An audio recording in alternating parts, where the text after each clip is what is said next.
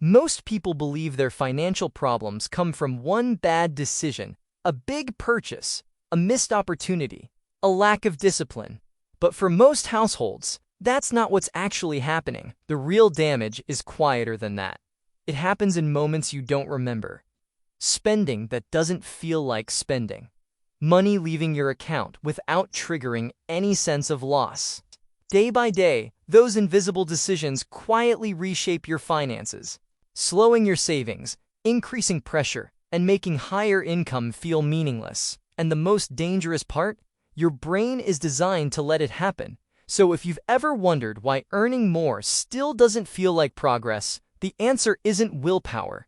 It's a habit you don't even notice you're repeating. The problem isn't spending, it's autopilot. Here's the uncomfortable truth. Most people don't actively decide to overspend. They drift into it, not through luxury vacations or reckless splurges, but through small, frictionless purchases that barely register as decisions at all. A tap, a click, a subscription you forgot was even there. This is what behavioral economists call spending on autopilot. When money leaves your account without ever passing through conscious thought. And that's where the real damage happens, because financial harm doesn't usually come from the choices we stress over. It comes from the ones we never slow down enough to notice. Your brain treats these micro-spending moments differently. They feel harmless, routine, almost invisible. But over time, they create a constant leak, one that quietly drains momentum, delays savings, and keeps people stuck wondering why their money never seems to build. And once spending becomes automatic, something critical disappears: awareness. Without awareness, control is impossible. So the real question becomes, why does modern spending feel so painless? And why is that exactly what makes it dangerous? To understand what's really happening, you have to look at how the brain reacts to spending. When you hand over physical cash, a real bill leaving your hand, your brain registers a sense of loss. Psychologists call this the pain of paying. Subtle, but it's real. And it acts like a natural brake. But modern spending removes that brake almost entirely. Tapping a card, clicking buy now, splitting payments into smaller chunks. The transaction happens, but the emotional signal barely fires. Research has shown that when this pain disappears, spending behavior changes dramatically. People become more willing to pay more for the same thing, not because they value it more, but because it feels cheaper in the moment. Same product, same price, completely different behavior. Now layer that psychology onto everyday life. Saved credit cards, one-click checkout, automatic subscriptions, food delivery apps open at midnight.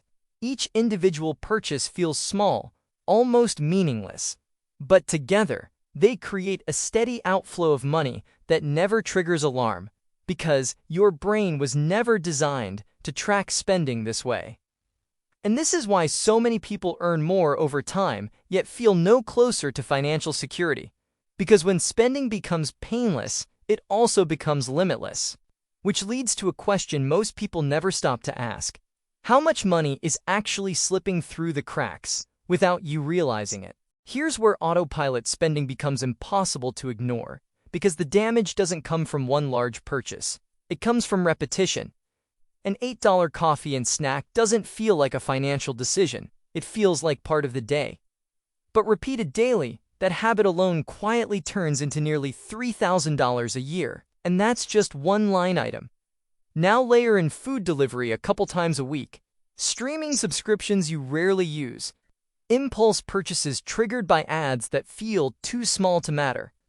Individually, none of these set off alarms. Collectively, they reshape your entire financial reality. This is how people end up confused by their own bank accounts. They don't feel reckless. They don't remember making bad choices. Yet savings stall, debt lingers, and progress feels permanently delayed. Surveys consistently show that people underestimate how much they spend on non-essentials every month, not by a little, but by a wide margin. And it's not because they're irresponsible or bad at math. It's because those decisions were never fully conscious to begin with. Autopilot spending creates a false sense of control, where money feels manageable day to day, but unexplainable month to month. And once that pattern is established, something even more dangerous happens. You start believing the problem is income, when in reality, it's invisible behavior, which raises a deeper question. Why does the brain allow this to happen? And why is willpower alone never enough to fix it? At this point, most people assume the solution is simple. More discipline, spend less, try harder, be more careful. But that approach almost always fails, and there's a reason for that. Habits and logic don't live in the same part of the brain. Once a behavior becomes habitual, like grabbing your usual coffee or opening a delivery app, it no longer requires conscious decision-making. Your brain switches into an energy-saving mode, running on patterns instead of thought. That system is incredibly efficient for daily life, but it's dangerous when money is involved. The easier and faster spending becomes, the more it bypasses awareness entirely. And what you don't consciously notice, you can't control, no matter how motivated you are. This is why budgeting often feels exhausting. You're asking willpower to fight automation, and automation wins. So when people say, "I just need more discipline," what they're really doing is blaming themselves for a system that was designed to be effortless. But here's the turning point. If your brain is wired to follow the path of least resistance, then the solution isn't to fight your brain, it's to change the path. Which brings us to a better approach, one that doesn't rely on guilt, restriction, or constant self-control. What if the answer isn't trying harder, but designing smarter? Here's the shift most people never make. You don't regain control of your money by becoming more disciplined. You regain control by changing the environment your decisions are made in. Behavioral research shows that small design changes can dramatically alter behavior without relying on willpower at all. The first fix is simple. Add friction back into spending. Remove saved credit cards from your accounts. Disable one-click checkout. Log out of shopping and delivery apps. Even a few extra seconds of effort forces your conscious brain to re-engage. And studies have shown that these tiny delays significantly reduce impulsive purchases, not because people suddenly become smarter, but because the autopilot gets interrupted. The second fix is to automate saving before spending ever begins. When a portion of your paycheck moves into savings immediately, it never competes with spending decisions. That money doesn't feel like something you're giving up. It feels like it was never available in the first place. This works because your brain accepts defaults. What's automatic feels normal. And the third fix is surprisingly powerful. Make spending visible again. Once a week, take 5 minutes and look at where your money actually went. No judgment, no guilt, just observation.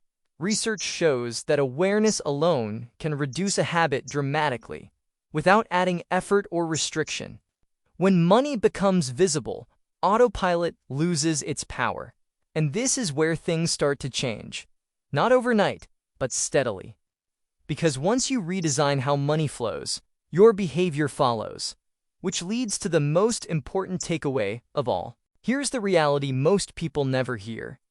Your financial future isn't being destroyed by one dramatic mistake. It's being shaped quietly, day after day, by habits that operate below awareness. Autopilot spending doesn't feel dangerous, and that's exactly why it is. It delays savings without announcing itself. It increases stress without a clear cause. And it creates the illusion that progress requires more income when what's really missing is visibility. The moment you slow spending down, even slightly, everything changes.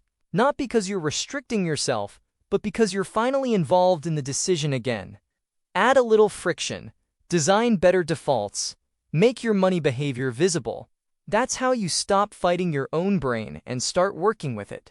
And once that happens, money stops feeling like something that slips through your fingers and starts feeling like something you actually control. Because control doesn't come from perfection, it comes from awareness.